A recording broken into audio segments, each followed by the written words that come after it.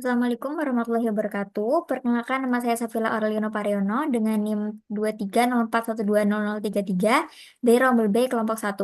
Kali ini saya akan mempresentasikan materi keselamatan kerja di laboratorium dalam mata kuliah Laboratorium Lingkungan. Nah, yang pertama adalah konsep K3 laboratorium. Jadi, K3 laboratorium itu merupakan segala upaya untuk menjamin keselamatan dan kesehatan pekerja laboratorium dari risiko-risiko yang ada di laboratorium. Jadi di setiap laboratorium itu memiliki berbagai potensi bahaya seperti bahan kimia, alat-alat yang tajam, serta risiko kebakaran dan ledakan.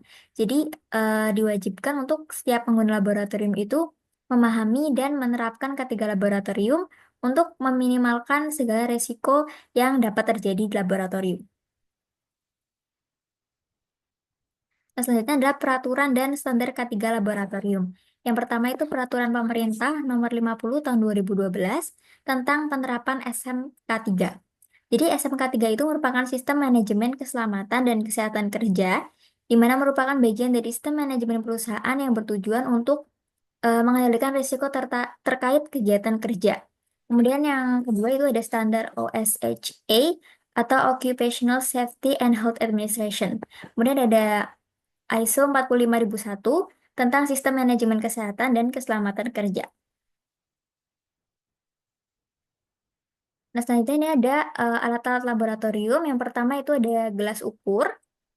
Itu berfungsi untuk mengukur volume cairan atau larutan. Kemudian ada cawan porselen itu untuk mereaksikan zat kimia pada suhu tinggi, mengapukan bahan, dan juga bisa untuk menguapkan bahan dengan cara dipanaskan. Kemudian ada pipet tetes, itu untuk memindahkan larutan dari suatu wadah ke wadah lain, namun hanya dalam jumlah yang sedikit. Kemudian pembakar spiritus itu berfungsi untuk memanaskan larutan, membakar zat, menguapkan bahan kimia, dan sterilisasi.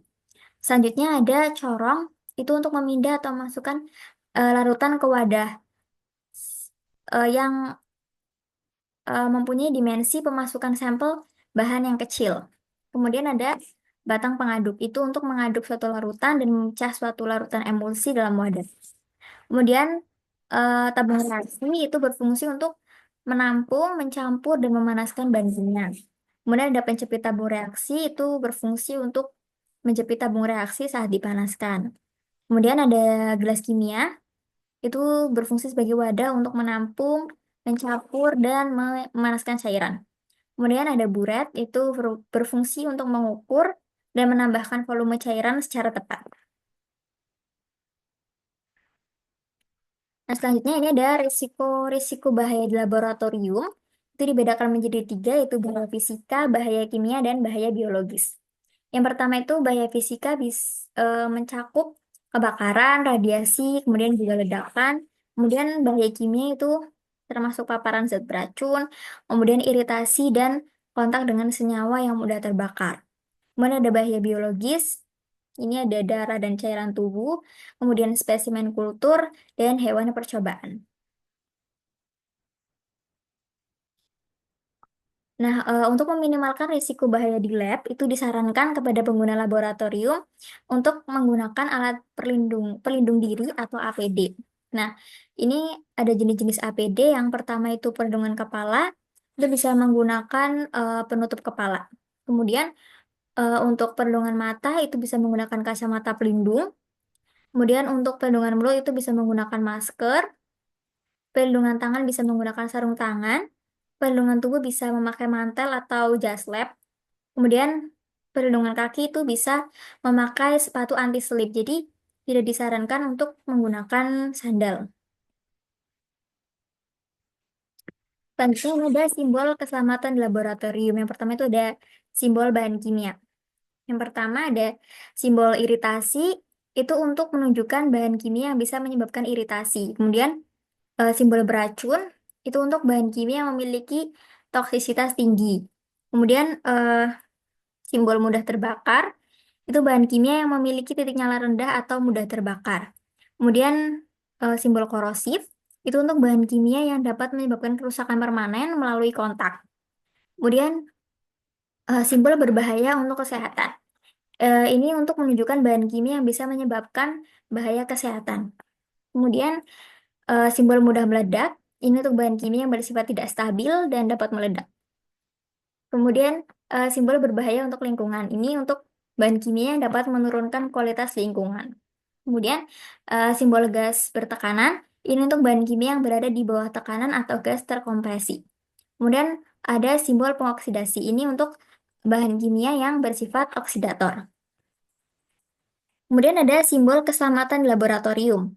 Yang pertama itu ada animal hazard, itu untuk menunjukkan area atau bahan yang berhubungan dengan laboratorium. Kemudian sharp instrument hazard itu menunjukkan adanya peralatan tajam dan beresiko menyebabkan luka jika tidak berhati-hati. Kemudian ada heat hazard, itu menunjukkan area atau peralatan dengan suhu tinggi.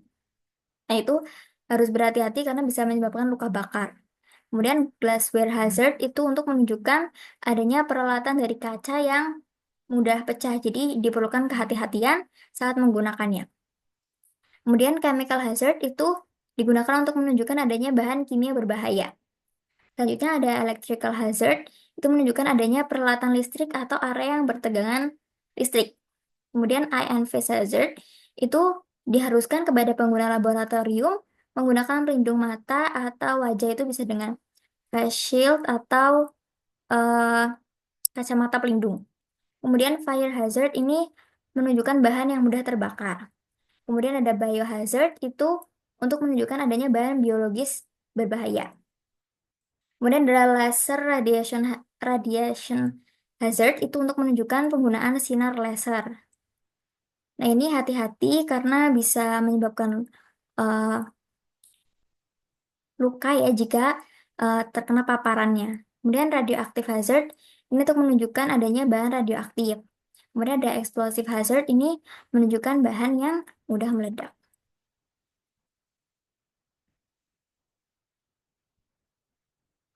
Nah, ini ada prosedur keselamatan di laboratorium yang harus diterapkan oleh semua pengguna laboratorium. Yang pertama, baca dan pahami SOP atau Standard Operating Procedure sebelum bekerja. Kemudian perhatikan simbol dan rambu di laboratorium. Ini termasuk simbol bahan kimia dan simbol keselamatan laboratorium yang sudah dijelaskan tadi. Kemudian, labeli bahan kimia dengan benar dan sesuai ini untuk mencegah penanganan yang salah. Kemudian gunakan APD atau alat pelindung diri yang sesuai. Kemudian jangan melakukan eksperimen sebelum mengetahui informasi mengenai bahaya bahan kimia, alat-alat, dan cara pemakaiannya. Selanjutnya, harus hati-hati jika bekerja dengan bahan kimia. Hindari kontak secara langsung. Jadi, diwajibkan menggunakan sarung tangan. Kemudian, pastikan ventilasi laboratorium berfungsi dengan baik. Selanjutnya adalah buang limbah sesuai dengan prosedur yang berlaku. Nah, untuk limbah padat itu bisa dengan dibakar, dikubur, atau dikemas untuk dibuang khusus. Kemudian limbah cair itu bisa dinetralkan terlebih dahulu sebelum dibuang. Dan untuk limbah B3 itu disimpan dalam wadah khusus dan dikelola sesuai regulasi.